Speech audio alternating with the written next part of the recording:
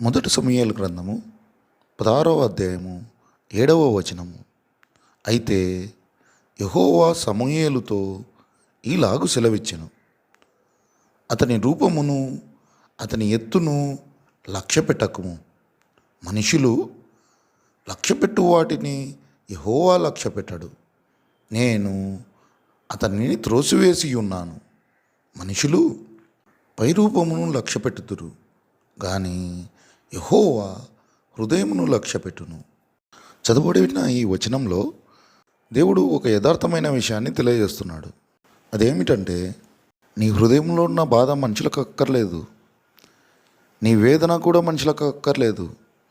కేవలం పైకి కనిపించే నీ పరిస్థితులు మాత్రం కావాలి. నీ దగ్గర స్థితిగతులు మంచిగా ఉన్నాయా, నీతో పాటు ఉంటారు. మంచి హోదాలో ఉన్నావా, నీ వెంట ఉంటారు. నీ వల్ల ఇంకా ఏమైనా లాభం ఉందా, నిన్ను లక్ష్య పెడతారు. అంతేగాని మీరు చూపించే ప్రేమ, మీ యొక్క ఓర్పును, మీ యొక్క క్షమాగుణాన్ని మనుషులు ఎవరు గుర్తించరు, ఎవరూ లక్ష్య పెట్టరు.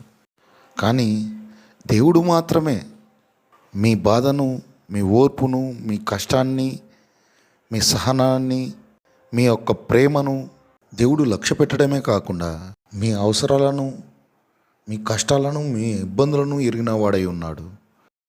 మీ హృదయంను లక్ష్యపెట్టువాడై ఉన్నాడు.